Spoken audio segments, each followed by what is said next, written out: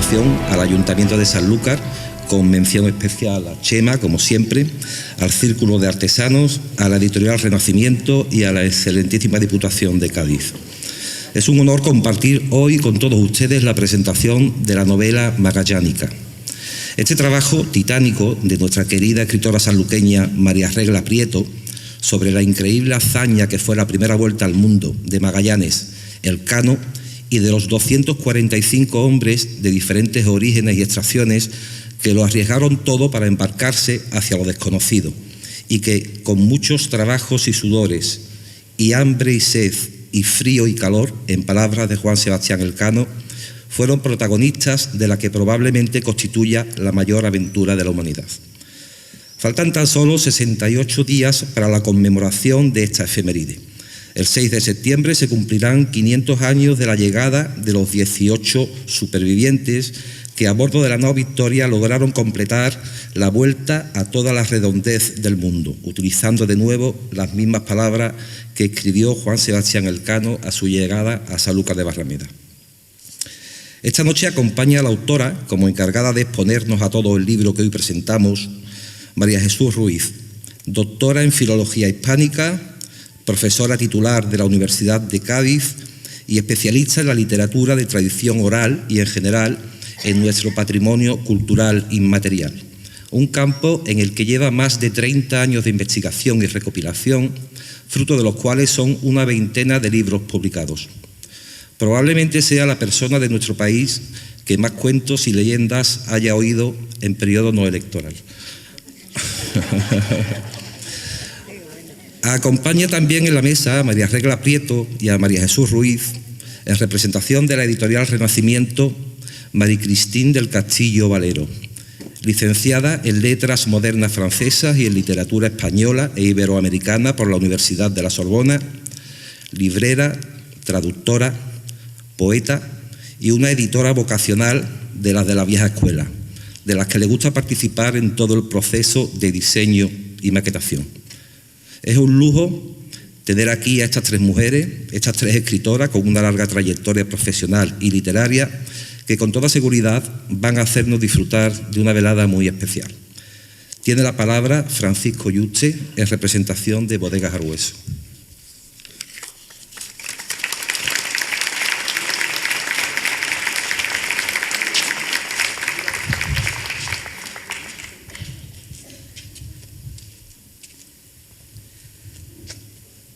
Buenas noches a todos, muchas gracias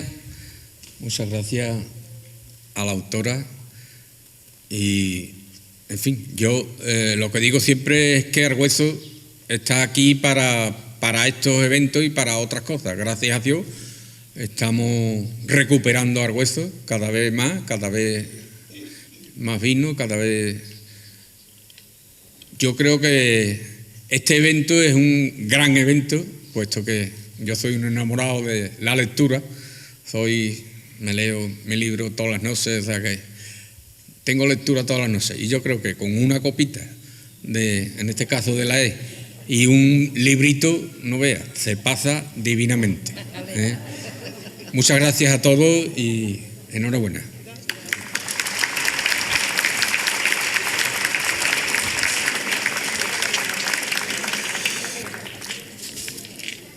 Para empezar, tiene la palabra María Cristín del Castillo. Buenas noches. Bueno, yo como editora no suelo nunca estar en la mesa de presentación, me pierdo entre el público porque me gusta mucho ver el libro desde fuera como lectora y ya no como editora. Pero hago una excepción porque María Regla no solamente es autora de la casa y ya hemos publicado muchos libros suyos, sino también que es amiga y me ha invitado estos días a pasearme por Sanlúcar y he encontrado una ciudad absolutamente maravillosa. Hemos estado en las Salinas de Bonanza después del desfile de Christian Dior y más cosas, barrio alto, barrio bajo, playas y todo, Casa Gaspar, desayuno en la playa, todo. ya me sé todo de Sanlúcar y me he quedado absolutamente maravillada. Entonces, muchas gracias a vosotros por estar todos aquí y para apoyarnos y para leer este libro maravilloso. También quiero apoyar a María Regla porque es muy generosa, es una persona muy generosa en la promoción de sus libros. Y porque notó en ella una voluntad de escritora, esta voluntad de escritura y esta voluntad de escritora no muchos escritores lo tienen y ella lo tiene. Ella solamente piensa en escribir. Ella ha escrito no solamente sus maravillosos ensayos con su marido, con Salvador Daza, sino también unos cuantos libros sola. Que pueden ser novelas, poesía, ensayos o este libro tan bonito, ¿no? Ilustrado ahí por Antonio Mejías, ¿no? Sobre estos encuentros entre escritores y que publicó el año pasado. Esta voluntad de escritora, ella lo sigue persiguiendo año tras año y me parece verdaderamente admirable. Muchísimas gracias.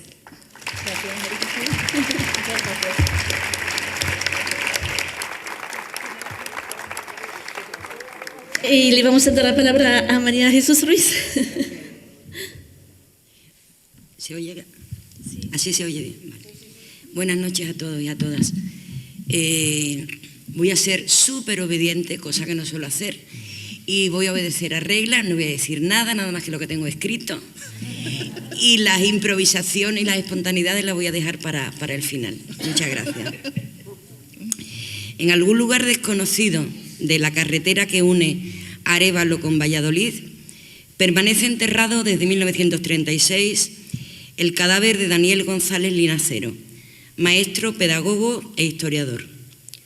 Su delito fue publicar en 1933 mi primer libro de historia, un manual para escolares en el que no hacía recuento de fecha, ni reinados, ni batallas, ni concordatos, sino que explicaba cómo la gente había ido evolucionando en sus formas y costumbres.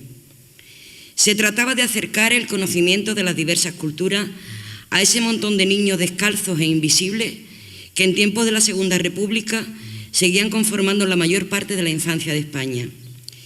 González Linacero pedía en su libro que no se olvidase que la historia no la han hecho los personajes, sino el pueblo, todo y principalmente el pueblo trabajador, humilde y sufrido, que solidario y altruista ha ido empujando la vida hacia horizontes más nobles, más justos y más humanos.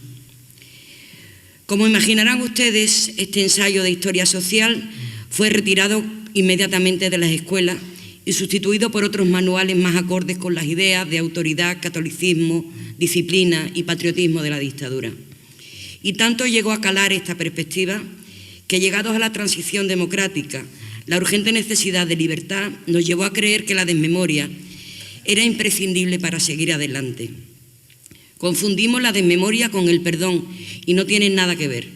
De manera que los libros de historia siguieron escribiéndose y publicándose con H mayúscula, olvidando de nuevo que la curiosidad por lo humano es el alimento primordial de los niños descalzos e invisibles, y olvidando de hecho a los niños descalzos e invisibles, y a las mujeres, y a los hombres silenciosos y trabajadores que de verdad han ido haciendo nuestra gigantesca historia con H minúscula. La novela de María Regla Prieto, pese a recrear un hecho portentoso y heroico, la primera vuelta al mundo, aborda la memoria de los anónimos. Esa vuelta a la esfera terrestre no la dieron Magallanes y Elcano, o mejor dicho, no la hubieran dado Magallanes y Elcano si la ayuda, el trabajo, la compañía y el desatinado amor por la vida de los hombres que iban con él, de los que regresaron y de los que se quedaron en el abrazo del océano, de las mujeres que permanecieron para siempre en sus pueblos esperando el regreso de sus aventureros maridos, y de dos niños, Manuel y Magdalena Caridad, esos que están en la portada tan preciosa de la revista. Sus nombres no aparecen en ninguna de las muchas relaciones y crónicas que Regla Prieto ha consultado para construir la red histórica de su novela. Ni siquiera en ese Viaggio fatto dagli Spagnoli attorno al mundo de Antonio Pigafetta, publicado en Venecia en 1536, un texto muy próximo en el tiempo a la propia aventura, culminada aquí en Sanlúcar en 1522, que ha servido, en palabras de su autora, como hilo de Ariadna en el laberinto que es esta novela. Aparte, claro está, de Magallanes y Elcano, quedaron impresos en antiguos documentos los nombres de los que sobrevivieron a aquella odisea magallánica: Juan de Acurio, Juan de Santander, Diego Carmena, Vasco Gómez, Francisco Rodríguez, Miguel de Rodas. Pero, como digo, en la historia con mayúscula no hay rastro alguno ni de Manuel ni de Magdalena Caridad. Esos dos chiquillos sanluqueños que, descalzos e invisibles, emprendieron el temerario camino de la libertad el 20 de septiembre del año del Señor de 1519. Yo creo que María Regla Prieto ha escrito esta novela guiada por el noble propósito de darles voz a estos niños, buscando reparar la historia con H minúscula. Por eso su relato comienza así: me llamo Magdalena Caridad Rodríguez López. Me llamo Magdalena Caridad Rodríguez López. Soy hija de Rodrigo, bizco y arriero, y de su mujer Encarna, lavandera. Fui la mayor de 11 hermanos. Hubo algunos más, pero solo esos consiguieron llegar a la edad adulta. Vine al mundo en la villa de Sanlúcar de Barrameda, en la desembocadura del río Guadalquivir. Hace ya muchos años, no sé con exactitud cuántos, pero deben ser tan numerosos como las incontables pecas de mi cara, pues con el paso del tiempo mi pelo se ha vuelto por completo cano. La sangre del menstruo se retiró hace bastante y los pocos dientes que aún me quedan solo pueden masticar pan mojado en agua o en leche. Cuando nací, nadie hubiera adivinado que aquella niña de aspecto tan escuchimizado iba a tener una existencia larga y diferente. Era un milagro, y lo es todavía en estos tiempos, que una hija de la pobreza superara la infancia. Yo estaba destinada a llevar una vida semejante a la de mi madre, a la que recuerdo con el vientre siempre abultado y con una mirada triste y hambrienta de ternura. Si cierro los ojos, puedo sentir aún en mis mejillas el tacto áspero pero consolador de sus manos hinchadas y llenas de sabañones. Recuerdo, como si hubiera sido ayer, el aroma a jabón que se derramaba por todos los rincones de la morada humilde en la que vivíamos, cuando aparecía cargada con la ropa que lavaba a las familias acaudaladas de la villa. Así pues, crecí en medio de un revuelo de sábanas blancas de algodón en las que nunca dormiría, de faldones y blusas bordadas que nunca vestiría, de finas puntillas, de bodoques exquisitos, de telas de lino y seda que miraba maravillada. Esos paños y trajes eran un lujo imposible del que siempre disfrutaban los demás, mientras nosotros intentábamos acostumbrarnos a la aspereza de nuestras ropas que nos provocaban rosaduras y escoceduras en la piel. Siendo muy pequeña, empecé a ayudar a mi madre en el lavadero. Allí nos reuníamos con otras lavanderas. Me gustaba oír sus voces cristalinas desafiando el frío cortante de la mañana y el trabajo duro que se confundían con el fluir sonoro del agua de la fuente. Me divertía escuchar los relatos mordaces y los chismorreos burlones que provocaban unas carcajadas clamorosas. Adoraba ese cosquilleo en la garganta que se producía al reír y, sobre todo, contemplar embelesada lo guapa que se ponía mi madre con esa sonrisa tímida que le arrancaban las otras mujeres con sus disparates y que en casa ni siquiera esbozaba. Pero pronto acabarían mis visitas a aquel lugar de alegría inconsciente y de jolgorio tempranero, pues llegó el día en que tuve que quedarme en casa cuidando a esos hermanos que empezaron a salir con demasiada frecuencia del oscuro agujero que mi madre tenía bajo su vientre y por el que mi padre sentía una obsesión desesperada y enfermiza. Cuando caía la noche y los hijos ocupábamos nuestros jergones, recuerdo con desagrado cómo mi padre buscaba con ansiedad el agujero de mi madre y se hundía en él, mientras aullaba como uno de esos lobos que de vez en cuando se acercaban a nuestra casa olisqueándolo todo y marcando las esquinas del establo con su orín fuerte y ácido.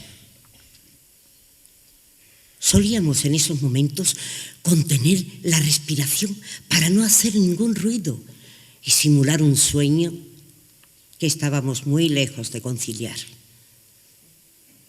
Así, después de unos instantes que nos parecían eternos, de embates agónicos y persistentes, el grito animal que salía de la garganta de mi padre, tras un inquietante jadeo y sucesivas convulsiones, marcaba el final de ese asiduo ritual nocturno. Entonces, caía semi-inconsciente y desmadejado a un lado de la cama, exhalando unos ronquidos profundos. Esa era la señal que mi madre aguardaba para levantarse, arrastrando los pies y de muy mal humor, para hacer su ronda nocturna y dar de comer a mis hermanos, que abrían la boca como pequeños gorriones hambrientos ante sus pechos duros como piedras y llenos de leche. Todas las noches eran iguales y todas las noches anidaba en mi corazón un pájaro oscuro. Creo que ya empezaba, a pesar de mis pocos años, a rebelarme contra esa vida de hambre, de trabajo, de pobreza.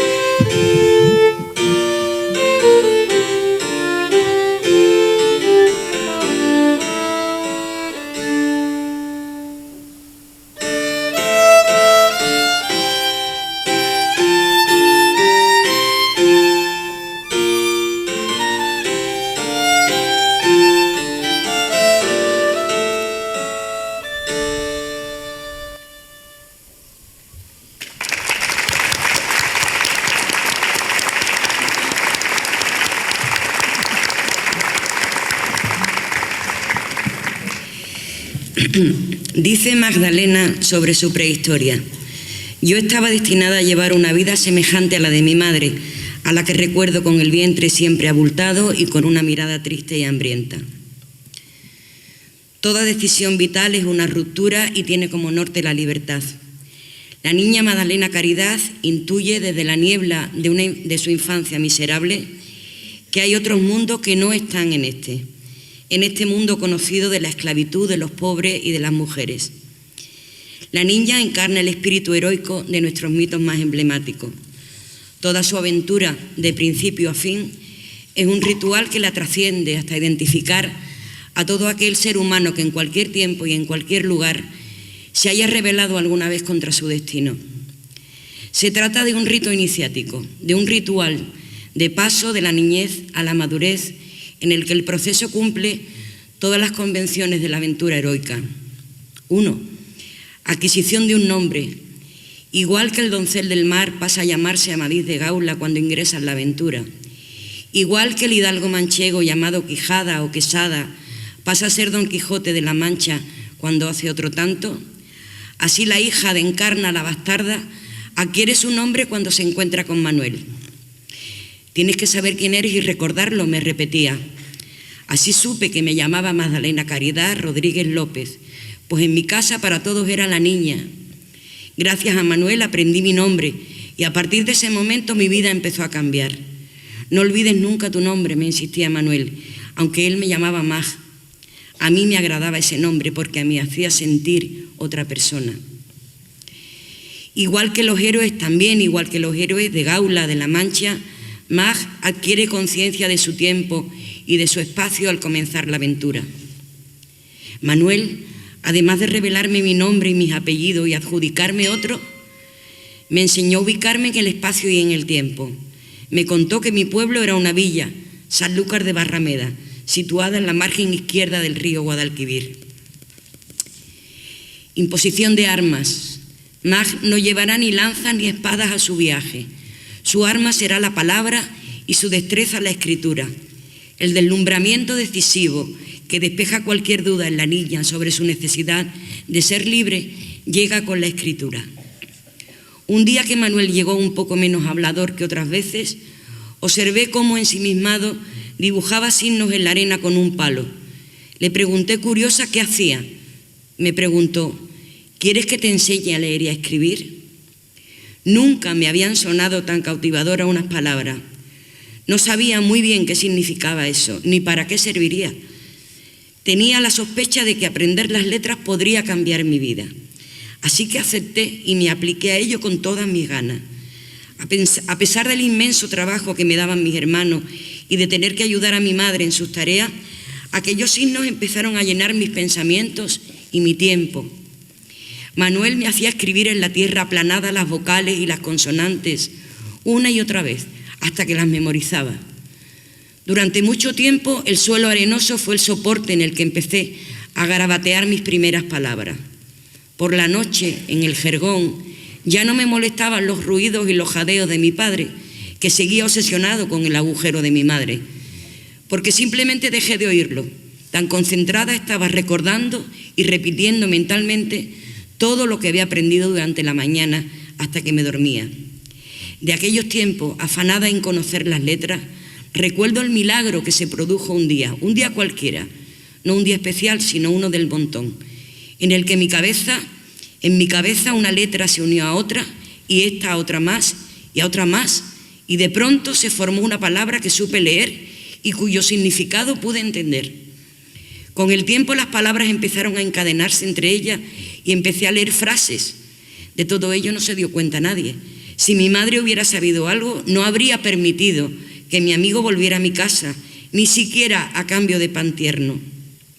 Pues tanto ella como mi padre veían en eso de la escritura y de la lectura algo reservado a otras clases, a otros mundos a los que no pertenecíamos.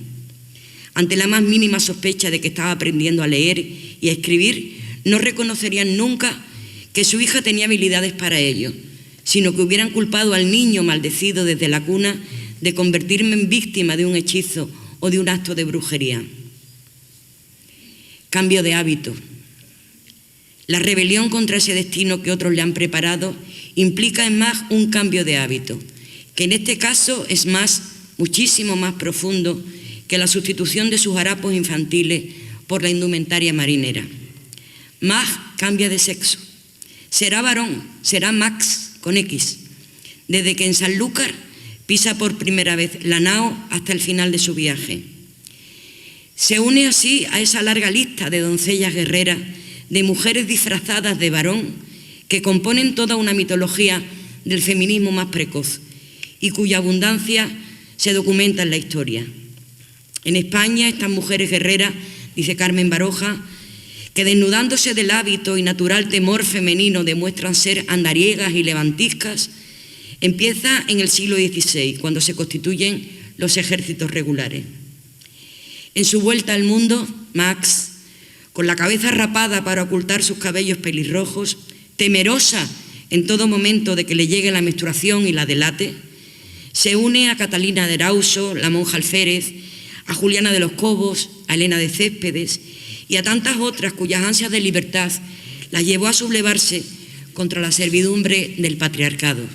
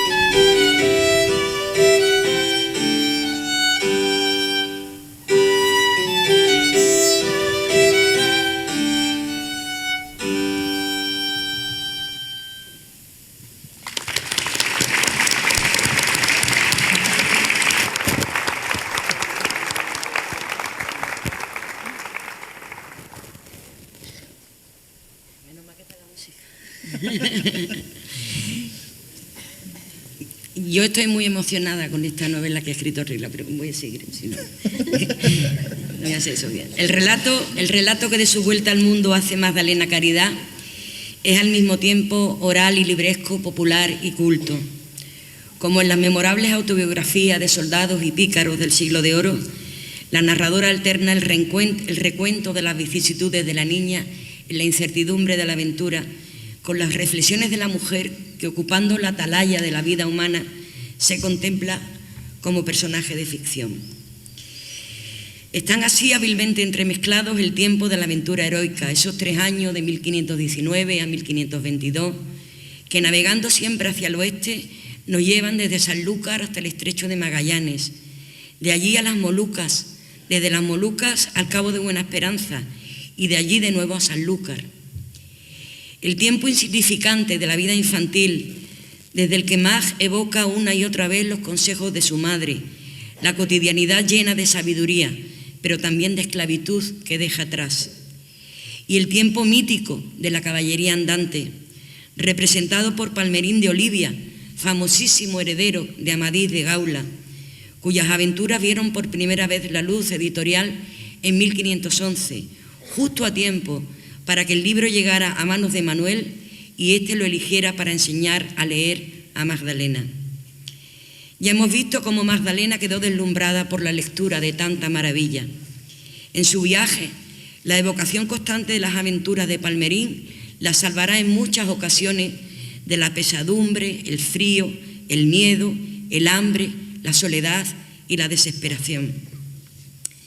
También como en las grandes novelas del Siglo de Oro, este relato de viajes está trufado de narraciones que se intercambian narradores y oidores con el apremiante objetivo de pasar el tiempo, pero sobre todo con el honroso quehacer de comunicarse, de intercambiar razones, de formarse a base de escuchar lo que el amigo nos tiene que decir. Hay una confianza plenamente humanista en la palabra del otro, un respeto litúrgico a lo que el otro cuenta, una presencia solemne de la amistad como palabra entregada. Antes de llegar a las Molucas, antes, lamentablemente, de arribar a las especierías, asistimos al relato estremecedor de la muerte del almirante Magallanes. Así lo cuenta Pigafetta, poniendo todo su bagaje literario al servicio de la narración heroica. Nuestros hombres y el almirante habían llegado de madrugada a la isla de Mactán. Nuestros hombres y el almirante habían llegado de madrugada a la isla de Mactán, junto con unos 20 o 30 balangalles. Los acompañaban el rey de Cebú y varios jefes de la isla. Anclaron las embarcaciones frente a la aldea a la que pensaba rendir, aunque bastante alejadas de la costa por culpa de los bajíos. Eso suponía un revés, pues desde esa distancia no servía de nada la artillería que se habían llevado. Como aún faltaban varias horas hasta el amanecer, el almirante consideró lo más pertinente no atacar. En vez de esto, envió a tierra como emisario al moro para que dijese al jefe rebelde Cilapulapu y a los suyos que reconocieran la soberanía del rey de Castilla, obedecieran al rey cristiano de Cebú y pagaran el tributo. Si así lo hacían, serían considerados amigos, pero en caso contrario, conocerían la fuerza de nuestras lanzas. Cilapulapu no se amedrentó con aquellas amenazas. Solo pidió que no les atacásemos durante la noche porque esperaban con el alba tales refuerzos que nos derrotarían antes del mediodía. Cuando el moro volvió con esta respuesta, el almirante pensó que aquello era una bravuconería de aquel jefe tan altanero y que solo buscaba animarnos a luchar de inmediato para hacernos caer en una emboscada. Así que Magallanes decidió esperar al alba para atacar. Con la llegada de las primeras luces, los hombres saltaron de las barcas con el agua hasta los muslos, pues no se podían acercar nuestras embarcaciones más a la costa. Fueron 49 combatientes capitaneados por el almirante. 11 se quedaron a cargo de las embarcaciones. ¿Cuándo sería su sorpresa cuando al llegar a tierra vieron que los esperaban más de 1.500 isleños formados en 3 batallones? Sin dar tiempo a que pudieran reaccionar, los nativos se lanzaron sobre ellos gritando y haciendo un ruido terrible. Organizaron el ataque embistiendo 2 por el flanco y 1 por el frente. Magallanes dividió a los hombres en 2 pelotones. Los mosqueteros y los ballesteros dispararon desde lejos durante media hora sin causar el menor daño a los enemigos, o al menos muy poco. Y aunque las balas y las flechas penetraban en sus escudos, eso no les detenía, pues las heridas no les producían una muerte instantánea como ellos habían pensado. Y eso los hacía más atrevidos y furiosos. Los nuestros recibían nubes de lanzas de cañas, de estacas endurecidas al fuego, piedras y hasta tierra, de manera que les resultaba muy difícil defenderse debido a la superioridad numérica del enemigo. El almirante, con el fin de alejar e intimidar a aquella turba de nativos enfurecida, envió a algunos guerreros a incendiar las cabañas de la aldea cercana, pero esto provocó la reacción contraria a la esperada, volviéndolos aún más feroces. Como eran tantos, algunos acudieron al lugar del fuego que devoró 20 o 30 casas y mataron a 2 de los nuestros. A medida que aumentaba el fragor de la batalla, también parecía hacerlo el número de enemigos, así como la impetuosidad con que se arrojaban contra nuestros hombres. Una flecha envenenada hirió en una pierna al comandante, quien de inmediato ordenó la retirada. La mayor parte de la exigua tropa, acosada por todos lados, tomó con precipitación la fuga, de modo que apenas quedaron 7 u 8 hombres con Magallanes. Habiendo notado los indígenas que sus ataques no hacían daño alguno a los soldados, ni en sus cabezas ni en sus cuerpos a causa de la armadura, pero que tenían sin defensa las piernas, en adelante solo dirigieron a estas sus flechas, sus lanzas y sus piedras, en tal cantidad que fue imposible resistir. Las bombardas no servían de nada a causa de lo lejos que estaban. Siempre combatiendo, el almirante y aquellos pocos hombres que lo acompañaban intentaban retirarse, y cuando estaba ya a la distancia de un tiro de ballesta de las barcas, teniendo el agua hasta las rodillas, los isleños que los seguían de cerca recrudecieron el ataque. Como habían reconocido a nuestro comandante, su ofensiva se centró solo en él. La pelea era tan desigual que la única salida era huir. Uno de los nativos hirió a don Fernando con el extremo de su lanza en la frente, quien furioso le atravesó con la suya, dejándosela clavada al indígena en su cuerpo. Entonces, sin poder recuperarla para seguir luchando, intentó desenvainar su espada, pero le resultaba muy difícil al tener el brazo derecho herido de gravedad y sin fuerza. Mientras lo intentaba, los violentos indígenas, al darse cuenta de que se había quedado desarmado, se abalanzaron todos contra él en un gran número, atacándole con cuchillos y lanzas.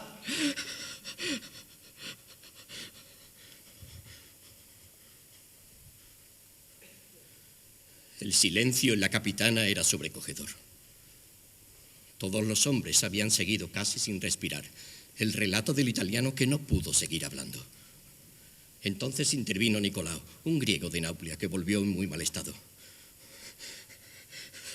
Estuve junto al comandante en sus últimos momentos y lo vi matar de saetadas y de una lanzada que le dieron por la garganta.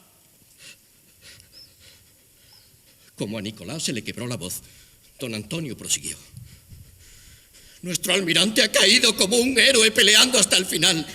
Cuando se vio rendido por los enemigos, más que preocuparse por su persona, se volvió varias veces hacia nosotros para ver si habíamos podido salvarnos. Como no había ninguno que no estuviese herido y nos hallábamos todos en la imposibilidad de socorrerlo, nos dirigimos como pudimos a las barcas que estaban a punto de partir. En un intento de protegernos, dispararon las bombardas, pero a causa de la distancia en que se hallaban, nos hicieron más daño a nosotros que a nuestros enemigos. Pudimos salvarnos gracias a que cuando nuestro almirante murió, todos los isleños se dirigieron al sitio en el que había caído, olvidándonos a los demás.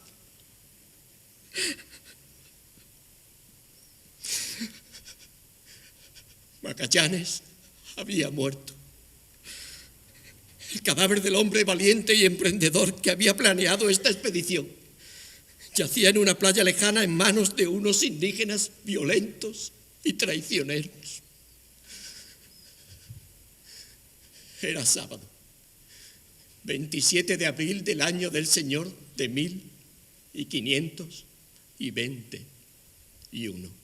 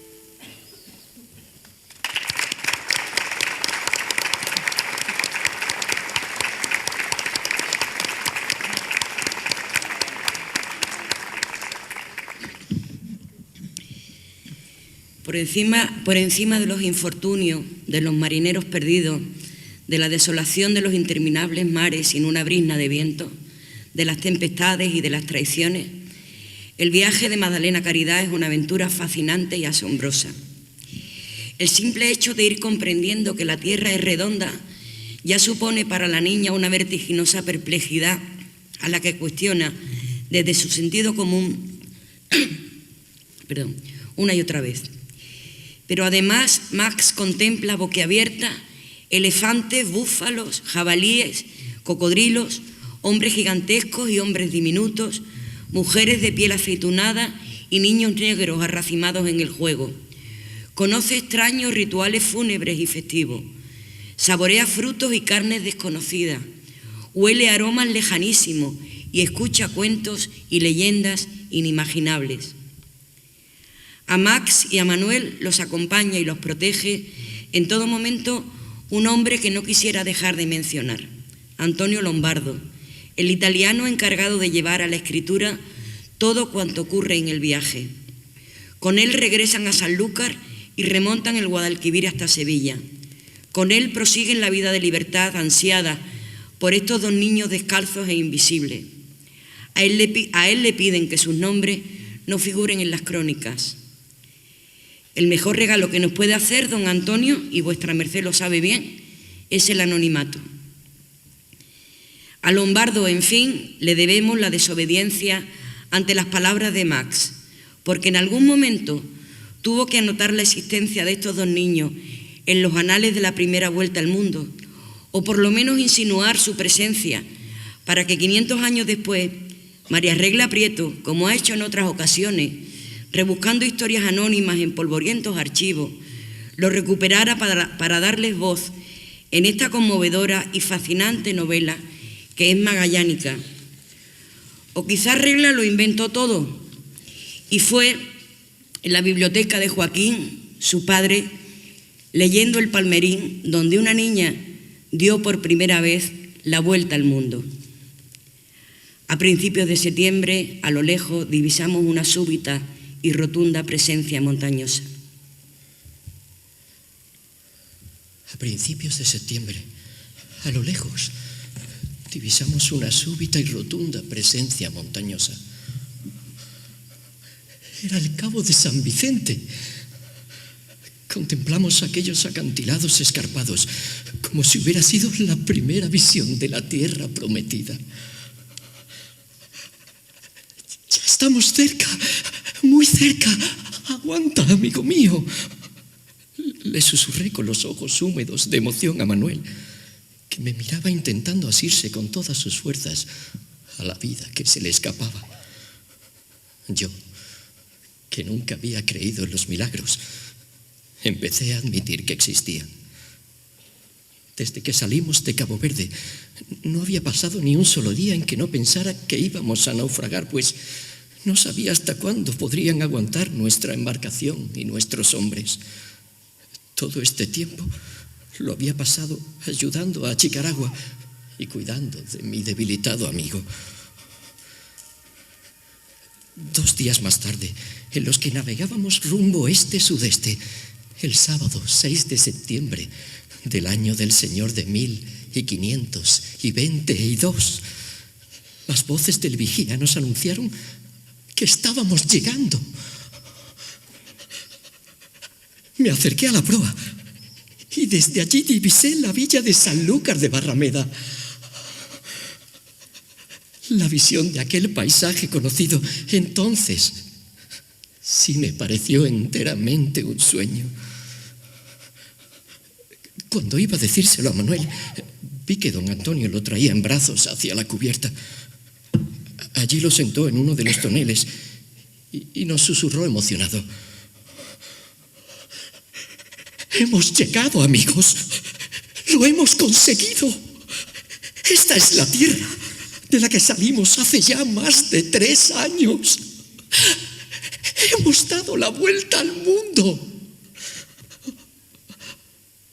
Sentados junto a la borda, adivinaba por la expresión de mi querido amigo que estaba sintiendo esa mezcla de sentimientos encontrados que a mí también me invadía en esos momentos. Por un lado, la alegría inmensa de haber podido sobrevivir y de haber formado parte de una aventura tan extraordinaria, pero a la vez un miedo oscuro y extremo que me paralizaba ahora que estábamos llegando. Lombardo hablaba sin parar, intercalando en su discurso, creo que sin darse cuenta, palabras y expresiones de su lengua, eufórico y entusiasmado. Nuestra embarcación tenía el mástil y la verga del trinquete dañadas, una vía de agua, además de estar bastante escorada. Más que una nao, parecía el espectro de un barco. Logramos sortear la maléfica barra del río con unas expertas maniobras y la villa se perfiló con nitidez ante nuestros ojos. Allí estaba Sanlúcar, desperezándose remolona ante las primeras luces de la alborada. Había crecido durante el tiempo que habíamos estado ausentes, pues el caserío señorial se extendía mucho más hacia la ribera de lo que recordaba. Se lo comenté a Manuel, que asintió ante mis palabras con un leve movimiento de su cabeza. Seguro que se estaba preguntando cómo estaría su padre, o si aún viviría el padre Gerardo, o qué habría sucedido en todo este tiempo con los otros buenos monjes jerónimos que habían sido su familia, del mismo modo que yo pensaba en qué sería de mi madre y de mis hermanos. Pero a la vez que esas ideas llenaban nuestras cabezas, los dos sabíamos que esas dudas se deberían quedar sin resolver para siempre. Teníamos que dejar atrás esa parte de nuestras vidas, por nuestra propia seguridad y supervivencia. Pronto estuvimos frente al muelle de Zanfanejos, donde fondeamos. Todos los marinos se abrazaban y lloraban al haber podido volver a la villa que nos había visto partir 3 años antes. Solo habíamos sobrevivido 18 hombres, más nosotros 2, de los 60 que habíamos formado parte de la tripulación cuando partimos de las Islas Molucas.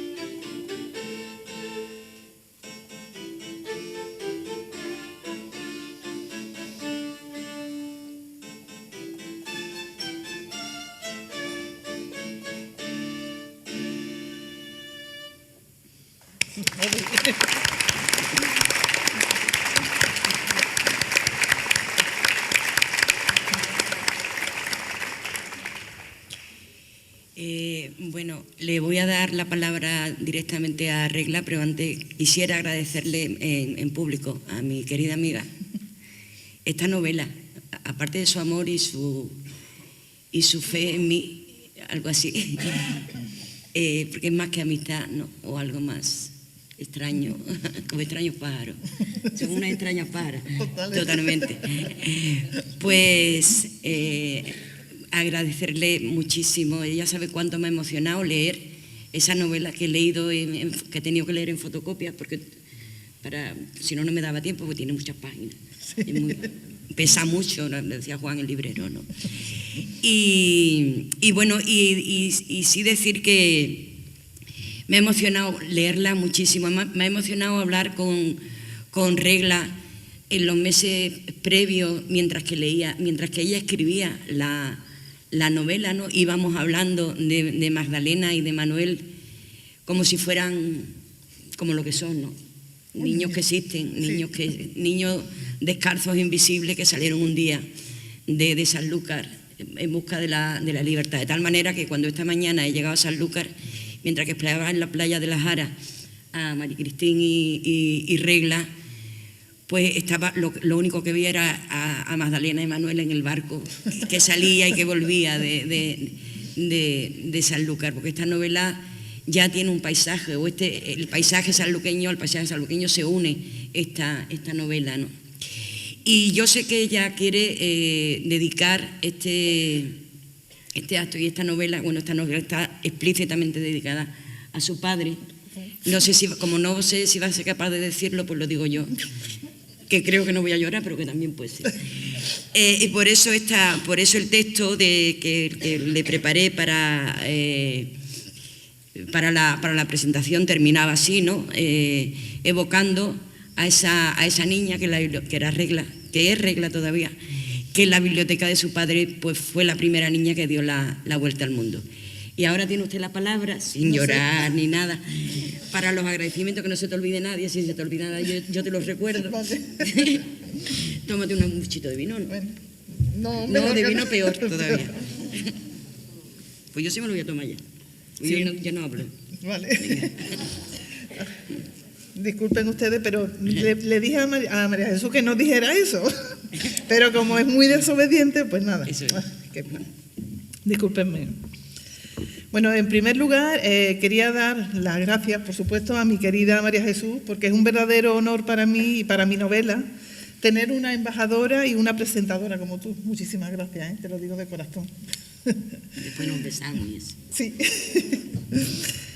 Y es cierto lo que ella ha estado diciendo todo el tiempo, ¿no? Mi anterior novela, La esfera de lo divino, así como esta, Magallánica, me encanta que mientras hablo suenen las campanas. Sí. Eso es un lujo que tenemos en Sanlúcar, ¿eh? Es un lujo. Totalmente. Sí. Yo casi creo que debemos quedarnos en silencio hasta que terminen, Sí.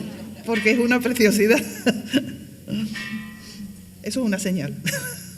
Y de camino, pues, ya. Ya. Qué rápido, pasan las 10. ¿Quiere un cleaner? No pasa nada, ya no. Venga. Pues lo que ha esbozado María Jesús y lo que ha dicho y lo que ha contado también, ¿no? Sobre mi forma de escribir y cómo afronto, ¿no? la escritura y cuáles son mis personajes, pues tienes toda la razón. Mi anterior novela, La esfera de lo divino, así como esta, Magallánica, tienen muchísimos puntos en común, aunque aparentemente no sea así.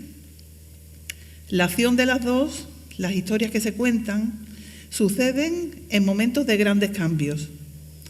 Podríamos hablar de momentos de revolución intelectual, de inflexión para la humanidad.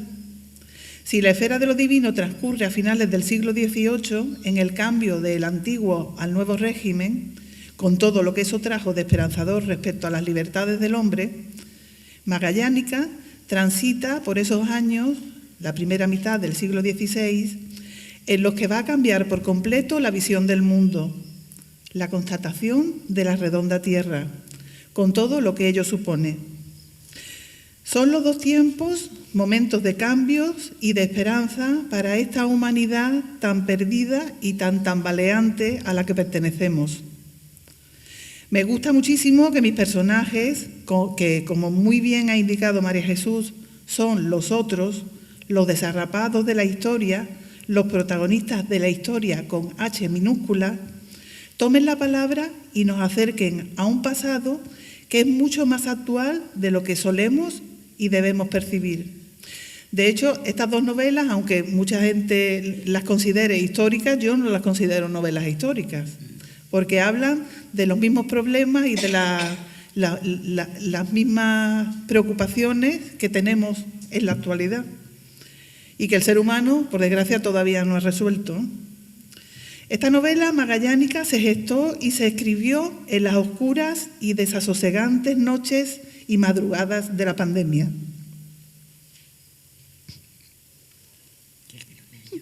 Dije que no iba a llorar, que lloro. Discúlpeme.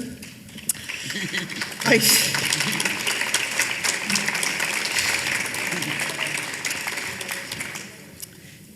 En muchísimas horas de insomnio,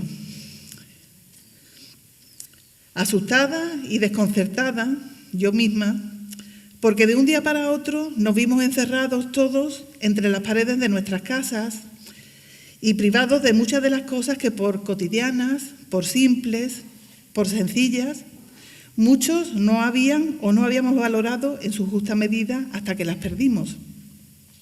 Y aunque de entrada no lo parezca, esta novela se convirtió en una reflexión sobre lo que se nos venía y se nos vino encima, sobre lo que estaba pasando y sobre todo lo que es y puede ser importante en la vida, o por lo menos en la mía. También fue una reacción. Como durante el confinamiento estaba encerrada físicamente entre 4 paredes, decidí emprender a través de la imaginación un largo viaje. Si mi cuerpo no podía salir de mi casa, lo haría con la mente. Para ello me embarqué en una expedición a las lejanas islas de la Especiería, acompañando a Magdalena Caridad y a Manuel, dos niños sanluqueños, que conservan durante todo el viaje la mirada curiosa, asombrada y limpia de la infancia. Esa mirada que tan necesaria es para afrontar todas las vicisitudes de la vida. Tan necesaria no solo en ese pasado que vemos tan lejano, sino para ver con claridad el presente y reflexionar sobre el futuro. Además, estos niños son amigos, y la amistad es otro de los temas que está muy presente entre las páginas de Magallánica. ¿Cuánto hemos echado de menos a nuestros amigos en la pandemia? Al menos yo, vamos, creo que todos, ¿no?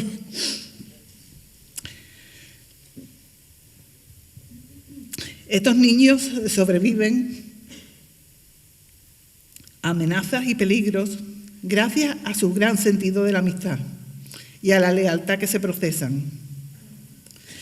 También en esta novela se habla de la importancia de los libros.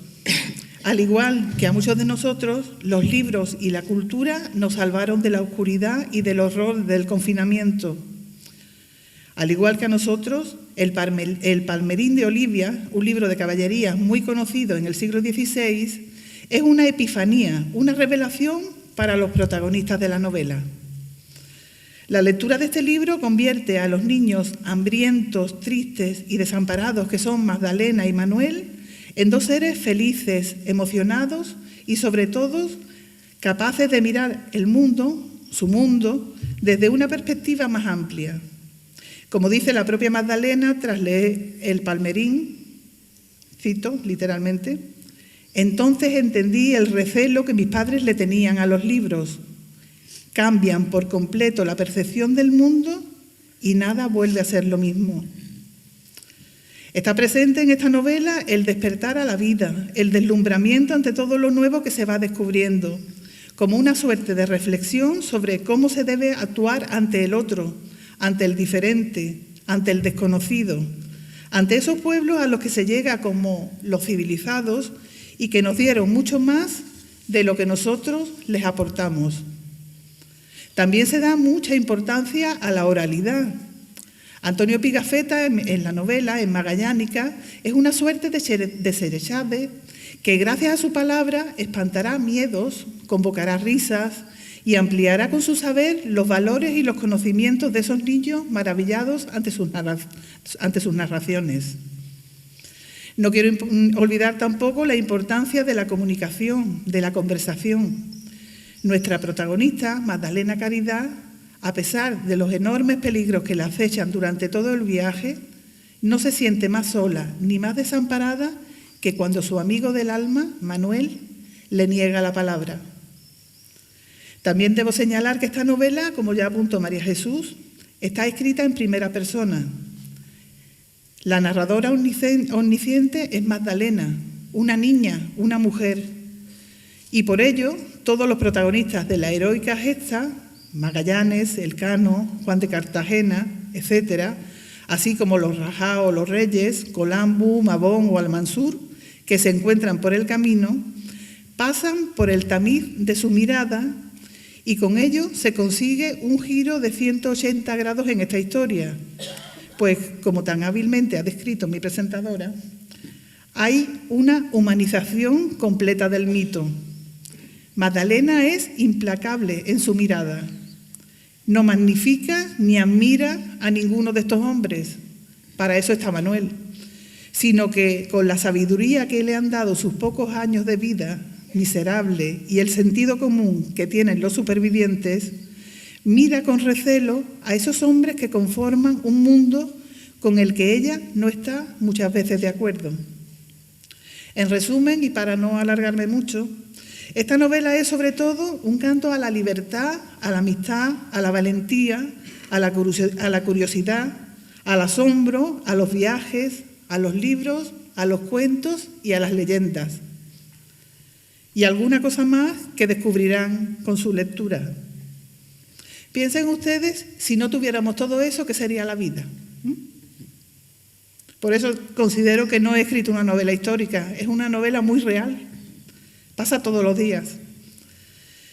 Y para finalizar, vienen, por supuesto, ahora los agradecimientos, y no me quiero despedir sin dar las gracias a los organizadores de este acto, a Librería Forum, a Juan, a Toñi y a Domingo, porque como siempre digo, cada vez que tengo oportunidad, ser librero es una profesión heroica en estos tiempos, con lo cual tenemos que mimarlos mucho y cuidarlos, cuidar nuestras librerías y a nuestros libreros.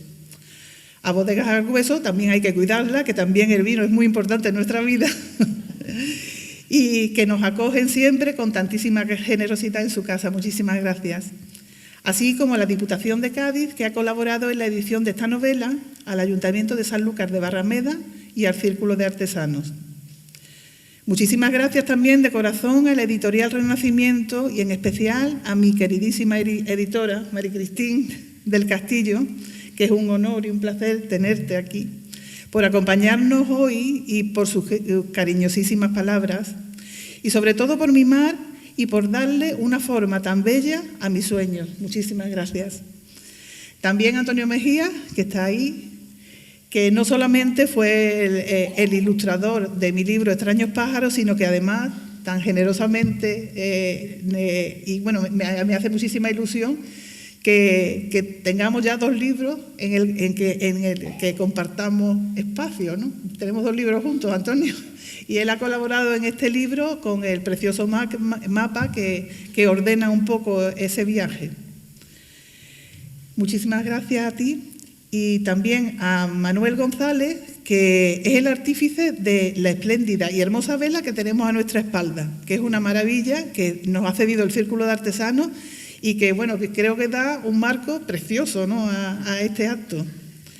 Y, por supuesto, a los actores Diony Torres y Lola Valencia, que han puesto el alma, como siempre, interpretando y leyendo maravillosamente bien los textos, y también a Alfonso Cuevas Gallego y a Salvador Daza por la música. Muchísimas gracias a vosotros. Y me gustaría dar un agradecimiento especial a Chema, que está por ahí, porque no solamente cumple siempre con su trabajo, sino que además hace que todo sea muchísimo más fácil. Muchísimas gracias, Chema. Y bueno, y también es que hay que ser agradecido. No quiero olvidarme tampoco a dar mi agradecimiento a Pablo Maestro, a Cari Vélez y a José Manuel Batista, que aunque al final no han podido participar en esta presentación por diversas circunstancias personales, siempre han estado y están dispuestos a colaborar conmigo en todos mis proyectos. Y por supuesto, muchísimas gracias a todos ustedes por acompañarme hoy aquí. Disculpen, pero María Jesús me prometió que no me iba a decir determinadas cosas porque sabía que me iba a emocionar mucho. Disculpen que me haya emocionado, pero bueno, soy así, ¿qué voy a hacer? No tengo remedio. Muchísimas gracias, muchísimas gracias.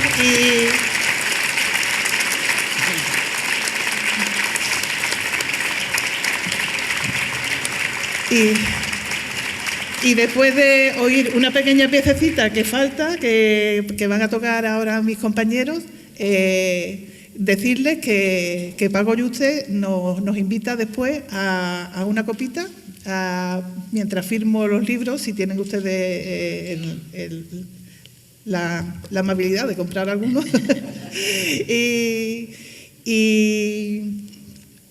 Y bueno, y que sobre todo que cuando tengamos la copita en la mano, que brindemos por todos nosotros, por que tengamos muchísima salud, por la literatura y por la vida. Muchísimas gracias.